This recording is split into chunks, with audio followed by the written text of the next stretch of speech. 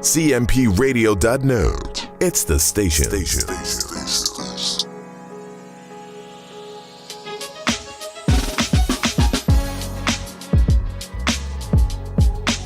CMPRadio.net, the voice of Chester.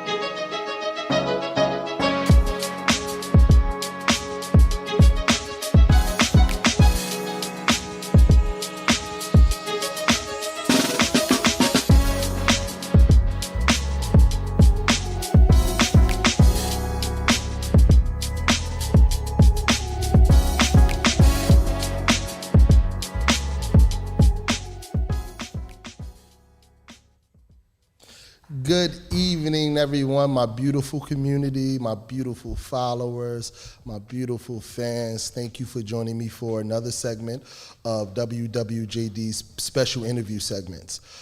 As promised, I have our Senator John Kane in the building with me. How are you doing this evening, Senator? I'm doing really good. Thank you for asking. Thank you so much for coming. As you know, WWJD does a word of the week every week, and this week is no different. And because I was inspired by the senator's video about his milestone that he just reached in his own recovery, I thought fit that today's word would be breakthrough. A sudden, dramatic, and important discovery or development. Senator, when you hear the word breakthrough, a sudden, dramatic, and important discovery or development, what comes to mind? Now that I think about it, the breakthrough that comes to mind is the fact that winning my seat was a huge breakthrough for the Democratic Party. The seat hasn't been held by a Democrat in 150 years.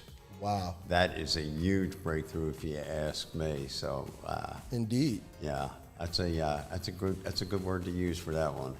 I didn't expect to, when they were telling me about the seat and the history about the seat, and they said that it had been 150 years since a Democrat has held that seat. You start thinking, wow, that's going to be a challenge on my part to be able to do something like that.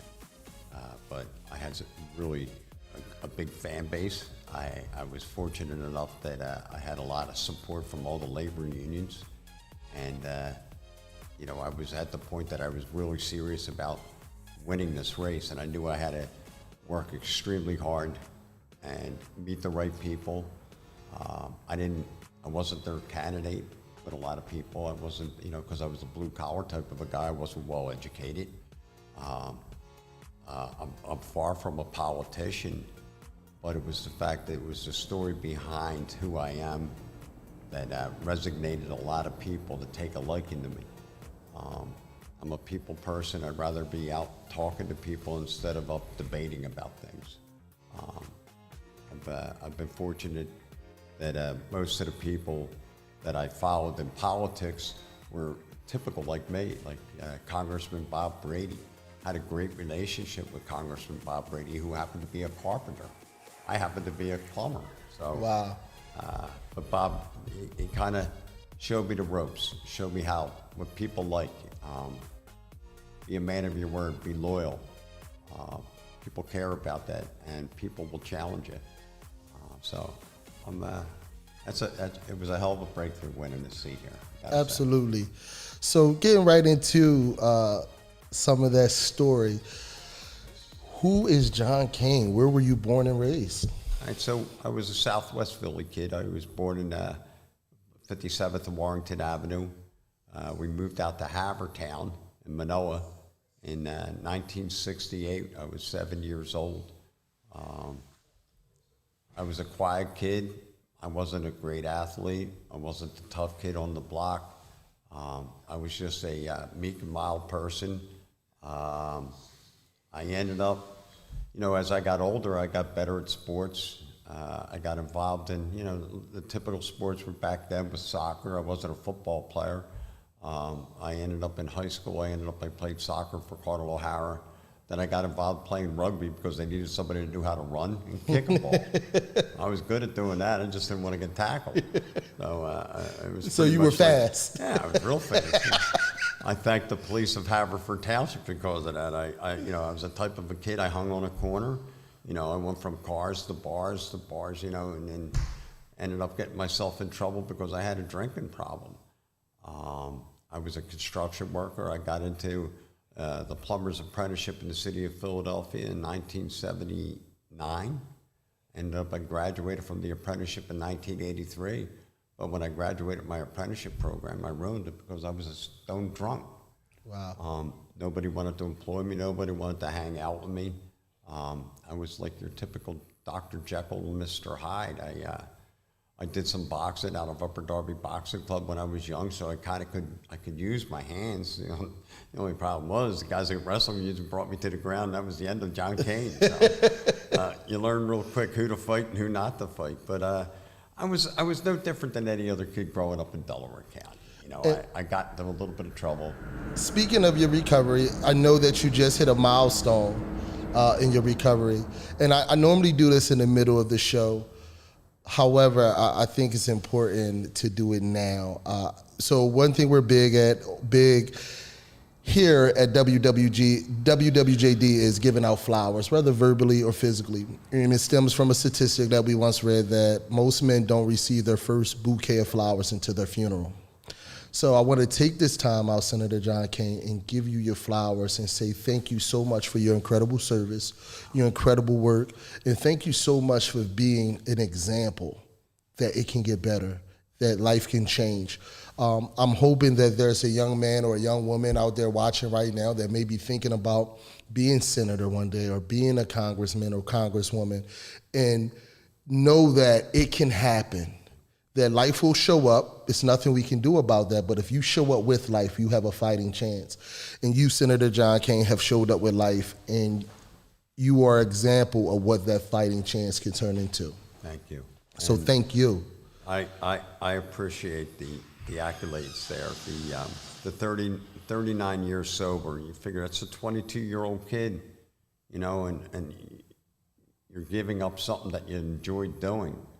But I was able to be back with my family again. They respect me. There's a lot of amends, that I had to make out there because I hurt so many people. And the only way I really did it was by just staying sober and not getting into trouble and not getting into fights and not getting locked up and, going to work every day.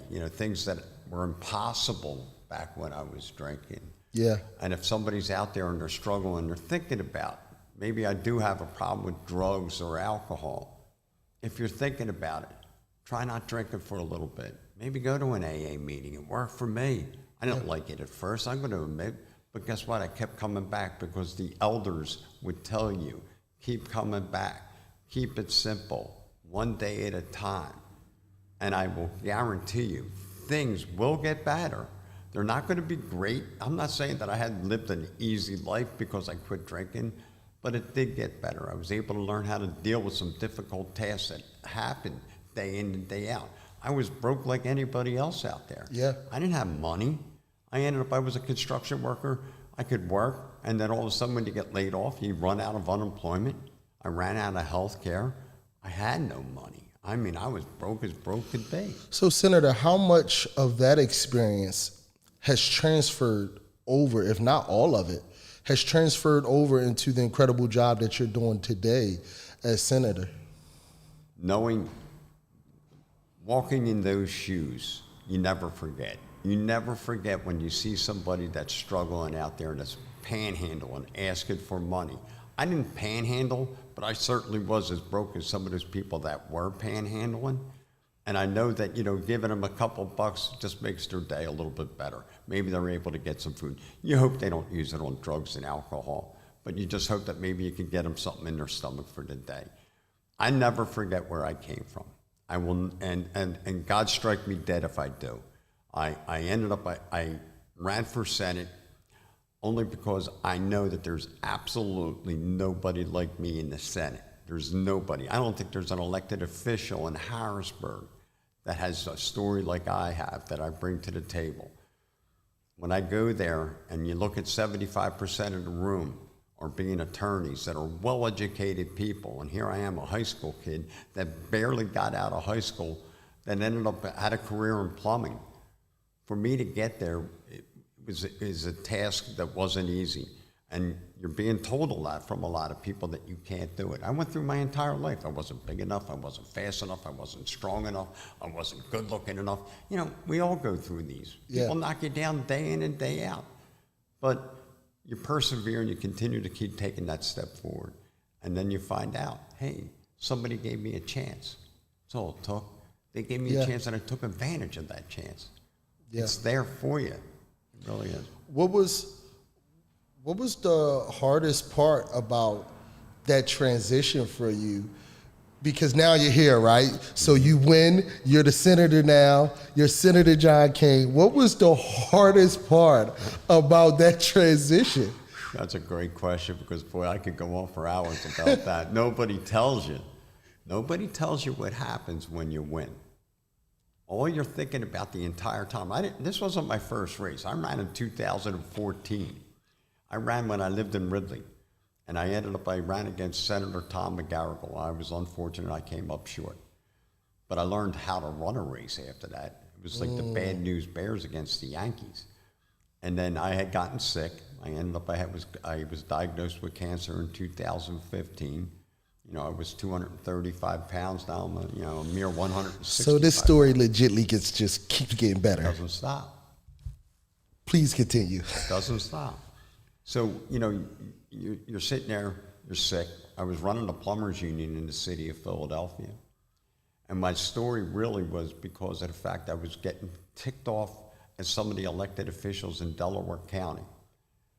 Even though the majority of the unions were in the city of Philadelphia, most of the business managers and the presidents were all from the Philadelphia area. I was a Delco guy running the largest plumbers union in the state of Pennsylvania. When I took over in 2007, we had full employment. We had the soccer stadium, you had the Link, you had Citizens Bank Park, 3 stadiums being built. What a perfect time to take over a union. My boss stepped aside, turned it over to me, and I ran 5 consecutive times, and I won all my elections. So I was doing something right.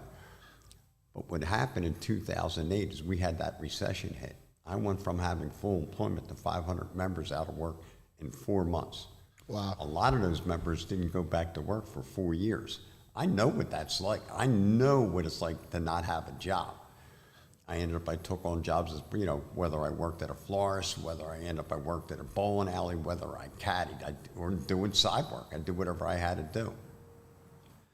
But when I took over that job as the business manager of the plumbers union, I thought it was hey, I'm a business manager of a large union. I got a lot underneath me now. This is the way life should be. Well, nobody told me that in those times, in those 4 years, that I was going to have 10 of my members commit suicide. I didn't expect that. I wasn't going to expect the fact that I was going to have 20 members from 2007 to 2020 overdose and die because of the opioid epidemic. Wow. So when I think of these, I think about these members day in and day out, whether it's drugs and alcohol, whether it's people that are depressed. I mean, like I said, when I quit drinking, I was about as depressed, and I was in a dark, dark, dark place at that time. So I know that feeling. I just didn't have the guts to do it. Yeah. My friends did, and I never forget about them. Some of these friends ended up there with their kids that were just happened to be friends of mine, so it's a story that I bring to Harrisburg, and I let everybody know. There's people like us out there, that have struggled to get where we're at. And we're good enough. We're great enough. Damn right we are. You are amazing. I'm not amazing. This is why I love this platform. I've always seen you active in the community. I've always heard about the great work that you've done. And to have this opportunity to get to know you on this level, it gives that different view of you now. We see that hard work. That is work. That is hard. Overcoming all of those life obstacles. I can't help but to sit and think about, my story, and it's like, okay, Josh, you're good. You're on the right track. You're going to make it. I'm that same kid from Chester. This is 10 and a half years of incarceration. This is losing my 13-year-old son to suicide. This is losing an older brother to gun violence, losing another little brother to the prison system. So to be sitting here and interviewing our senator, this is amazing. And then to hear your story, it just lets me know that I'm on the right track. I'm focused and just keep going, because this is awesome. It's okay. It's okay. It is. It's, you're going to have your ups and downs, and, I'm sorry to hear your story, because it's the first I'm hearing about it, I can only imagine your thought process that you had to go through, as a young man, and you're still a young man. Yeah. It's, I always say, just take one step, keep moving forward, man. One day at a time. God only gives you so much, that you can handle for a day. Absolutely. And then sometimes it's like, man, this is 2 days of bad stuff coming my way. Look what else is happening. It's just one day at a time, man. You wake up and some I days follow just the turn 86,400 rule. We get 86,400 seconds in a day. Okay. Right? If we could take out a little 30 seconds here to make somebody smile, 30 seconds here to make somebody laugh, another 60 seconds just to invest in our own self, to edify ourselves, man, we still have so much left to give. You're not kidding. I was just at an event over on Booth Street today, 701 Booth Street. The Access Community Center was just opening. And shout out to the Access. There you Center, go, Access. Yes. So as I was at the Access Community Center today, we did the the grand opening ribbon cutting, and you're seeing a lot of people that are giving to the city of Chester, which is awesome. And I always felt as though that the city of Chester had been underserved.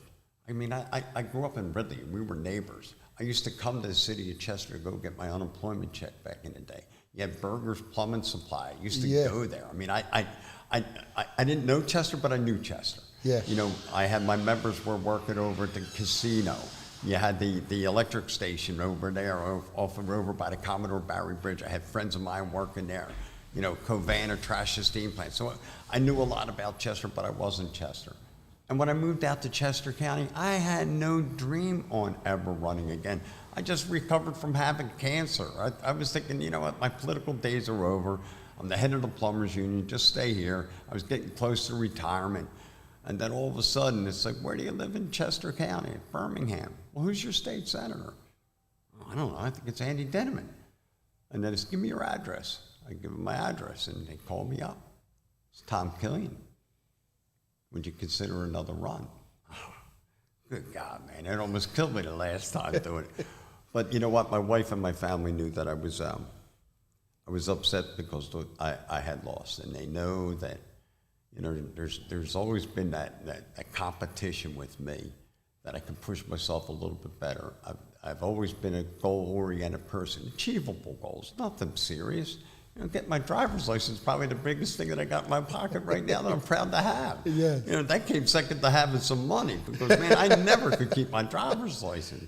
And I have that now, And then one day at a time, it started to happen, and here we won. But we were at the opening over on Booth Street Access, we were talking just about. I'm looking at these people, and I'm just watching how much money that they had poured into this place here. Donations. I mean, this is serious money. And, Sister Margie was there, and I'm just getting to know her, and I love her to death, because this woman, she's giving her entire life to this community here. And I remember growing up as a kid, the greatest gift is the gift of giving. It's always been that way. And when you're able to give somebody, you know, people in need, there's not a better feeling for me when I'm able to do that. So being an elected senator, I don't care if I'm doing a good job. All I know is I'm going to get this city, and my 9th senatorial district is going to get as much as I possibly can get. Absolutely. And I'm going to push it as far as I can, too. Absolutely. And I tell everybody, I'm not afraid to say it. If I'm not doing my job, get rid of me. Yeah. You know? And I have a great working staff. You know, when we talked about, you know, opening up an office, I said we got to definitely open up an office on the, you know, in the city of Chester, because I'm committed to the city of Chester. And when the city of Chester is able to come out of trusteeship and we're able to get our feet back on the ground and develop the city of Chester the way it used to be, I did my job, man. Yeah. I just want to leave it a little bit better than the way I found it. And we thank you. We thank you for that. Thanks, Josh. So moving along, again, let's go back to you won. You're here. What are some of the things that you implemented back then that you're super proud of today? And what are some of the things that you would like to see change? I came from the construction industry. What I'd like to see change is I would like to see more careers into the construction industry, whether it's through vocation.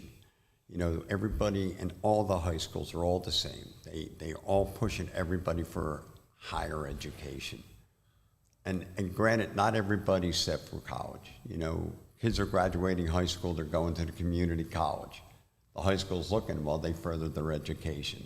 That's a mark in their book, that's a percent, that's all they cared about. I would rather see some of these young men and women that may not make it in college to consider it a trade, because realistically, the trades, you can make a decent salary, you know, you could start your own business and you could be successful.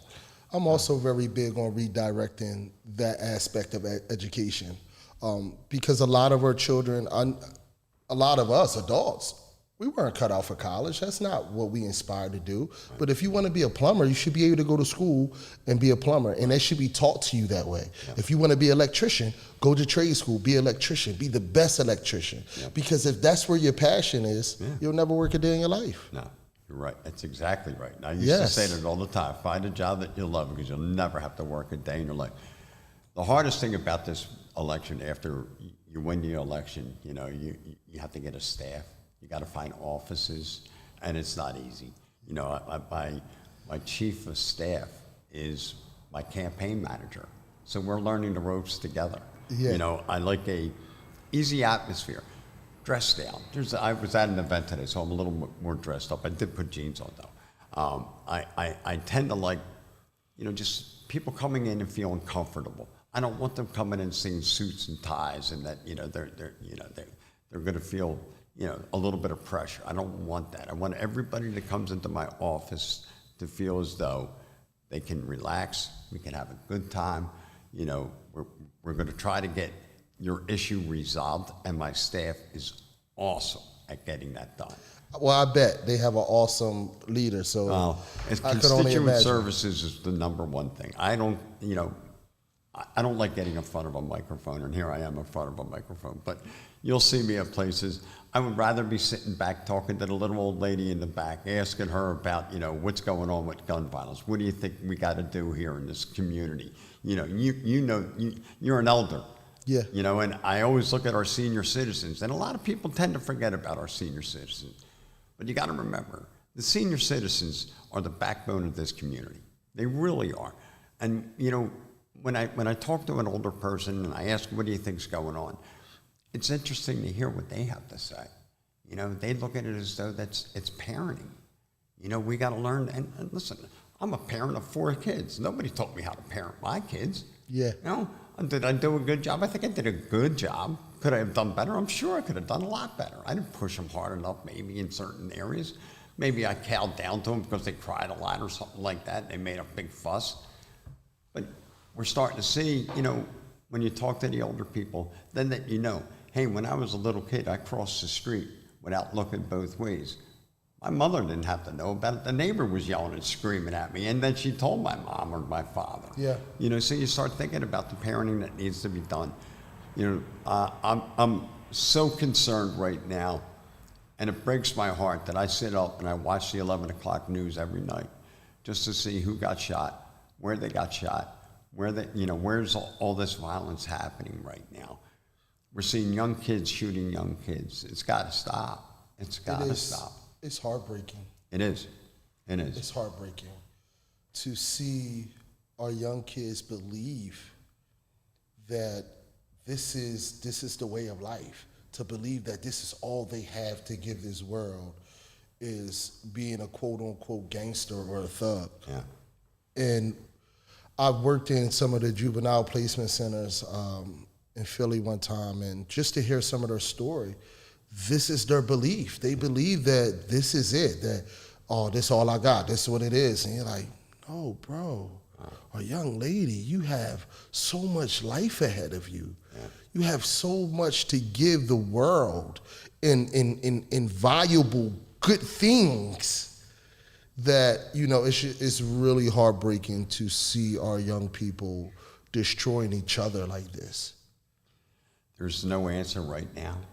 But I'm hoping that somehow, you know, we can. What are some of the things, Senator, that you believe that can be done to curb the rising numbers in the gun violence?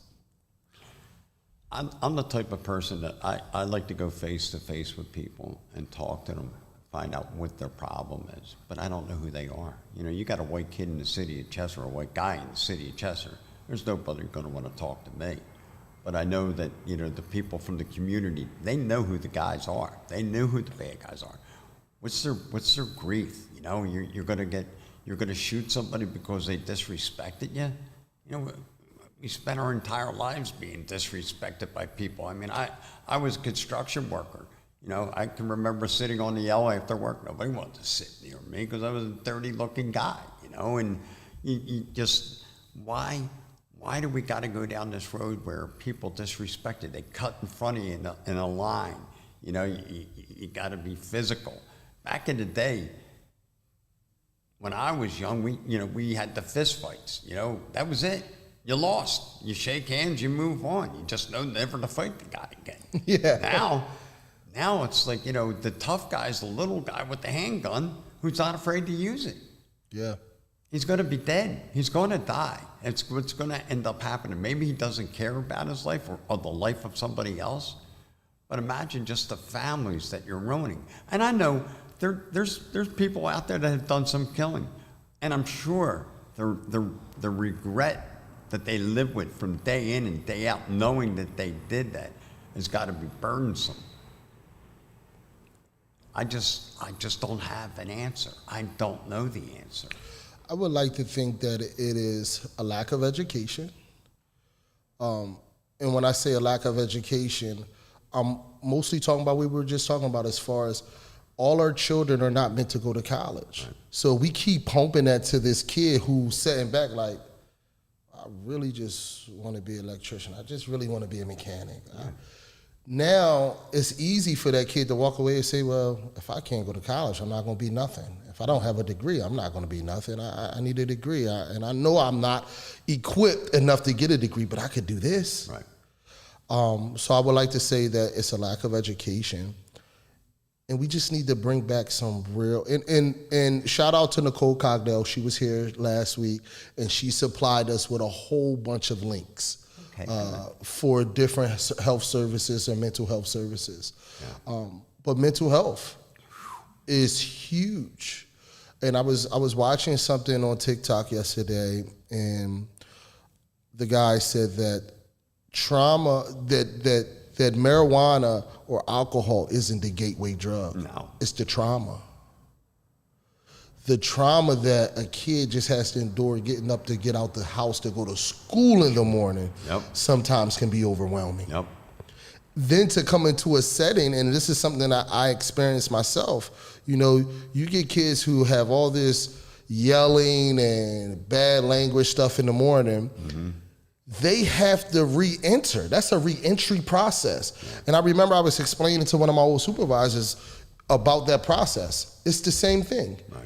They have to re-enter into a classroom where it's all love, where we're not yelling, where we're teaching you about self-love and self-care and hygiene and loving yourself and loving your family and respecting adults. Yeah. But here it is, so you might didn't catch the first half an hour or 45 minutes of class because you're still trying to regroup. Right.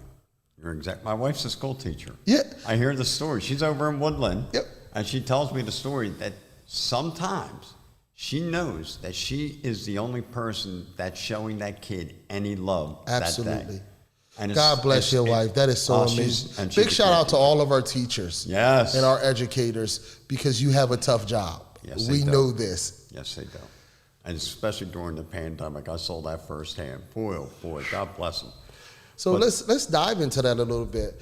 Tell us about John Kane, the husband and father.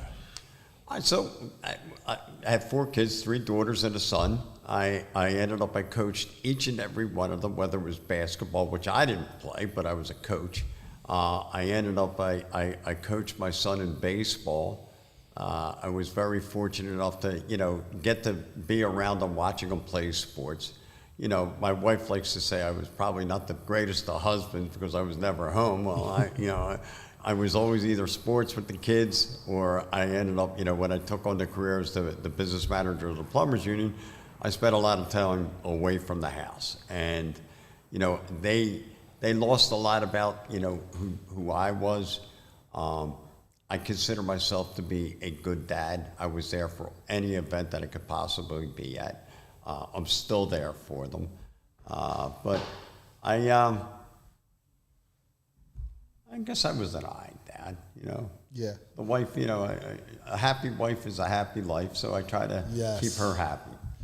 I am in the process of learning that myself. Yes, good. There you go. Well, good word of advice there. A happy wife is a happy life. That's the only thing I know. And, we have, we spend, like usually a lot of people know I go to a lot of political events on Friday nights, and it's like I come in, I say hello, I say, hey, it's date night. You know what, I got to just say, I came in to say hello and I'm out of here. Yeah. I try to do that a lot. There's a lot of events that go on during the weekends, and it's especially in politics. Nobody told me that you're going to be working as much as you do, especially on the weekends, going to every event that's out there, community events that they have. And this 9th Senatorial District is a pretty big district.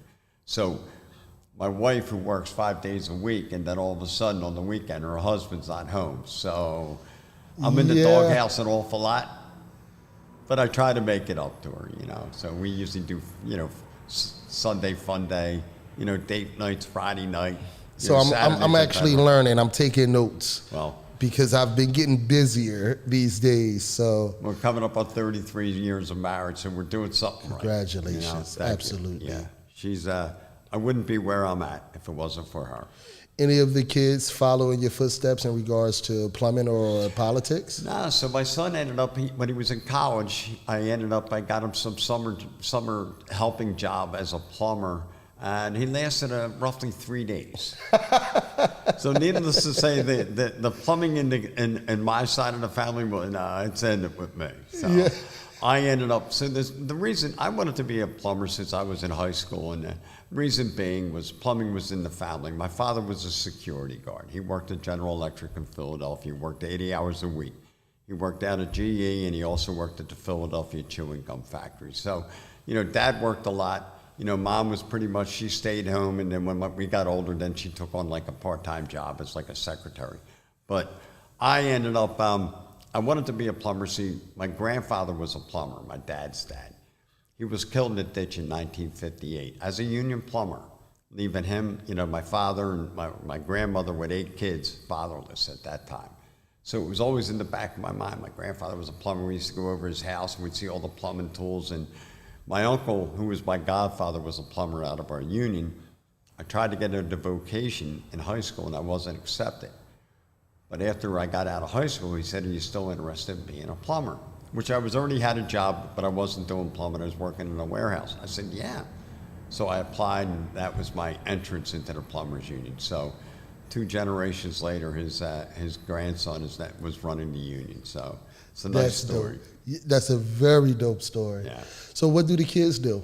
What do they all do now? All right, so my oldest is she's in the sales, pharmaceutical sales. My daughter Gabrielle is she's a school teacher at Great Valley. She teaches 4th grade. My daughter Madeline, she's doing staffing, so she just got out of Westchester University. And my son, my namesake, is as he likes to say, he's retired. So he was working for a bank, and he was I guess it was underwriting or doing something there, and just got laid off. So now he's out telling everybody he's retired. So I'm ready to kill him. Enjoy your retirement. He's got a good sense of humor like his father, but he'll be okay. He'll survive. Senator John Kane, what are some of your plans moving forward for the district? So when I talk about the 9th senatorial district, 65% of my district is in Delaware County. 35% of my district is in Chester County, where I reside. I live over by Westchester University in a little town called Birmingham.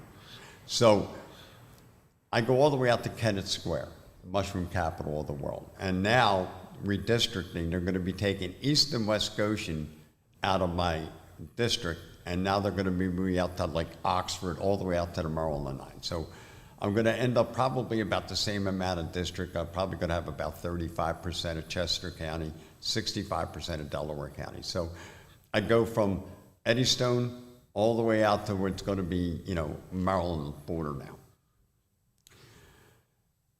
I have the poorest of poor with the city of Chester to the wealthiest of wealthy that are out there in Kennett Square. The people out in Kennett Square don't need as much as the people do need here in the city of Chester. So my focus really is on trying to better the city of Chester in any way I possibly can, but then again, not forgetting our friends out in the other part of the county. Absolutely. So it's been a struggle because the city of Chester, like when I get a certain amount of money that I'm able to use on discretionary money, I could use it all here in the city of Chester. But it's not fair because there's organizations that, especially now because of the pandemic was going on, you had food pantries and stuff like that, you had behavioral health issues that were going on. So I wanted to make sure I spread the money that, evenly throughout. And I'll continue doing that. But what I'm trying to focus on right now is the city of Chester, about bringing development into the city of Chester, good development, looking into seeing, senior housing. It's something that is desperately needed here, and I think we might be able to find it here. How do you feel about one of the things that I would like to see more of, that we used to have a lot of, is youth centers in every YMCA. neighborhood. Yeah, Right. and we have the Boys and Girls Club, which is super dope. Super dope. They do an incredible job there, but it's on the east side. I gotcha. So now we have the West Side kids who might be a little timid, or look, I don't want to go over there. That's too far. Right.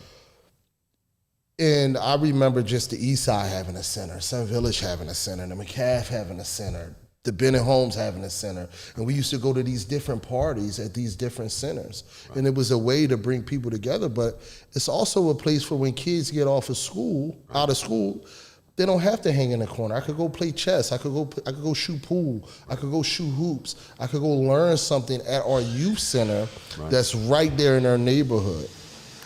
I would love to see more youth centers come back into our neighborhood and spruce them up. Let's put some juice bars in there. Let's really give the children a reason to hang out in their neighborhood, in their youth center. Right. We used to do that as kids. Yes. We were never inside the house. Mom and Dad kicked us out of the house and get back by dinner time. Yeah. And that was life growing up. We don't see that now.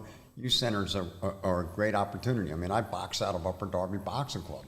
I knew, especially when I quit drinking, I was an angry dude. I needed to I was a very angry guy.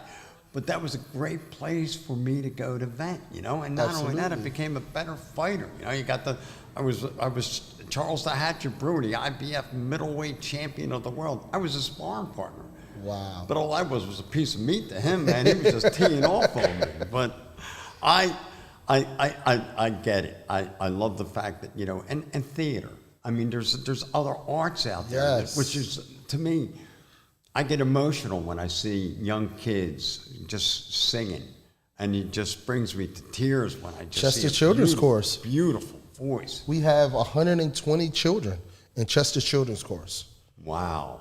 If you ever get a chance to I go wanna. out, yeah. I wanna. I will keep you posted because they have their winter concert coming up out Swarthmore. I would love for you to be my guest. I'll be there.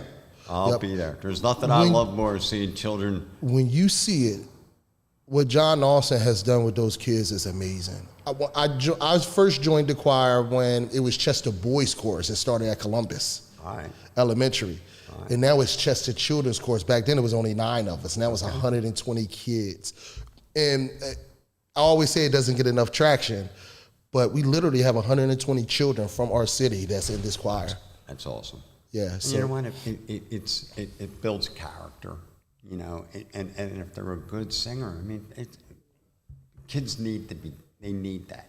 Yeah. They need to be, you know, feel as though that they're loved. They want to be told that they're doing good. Nobody tells us that we're doing a good job or anything like that. I used to say that all the time. It's like, God, I don't even know if I'm doing a good job. Yeah.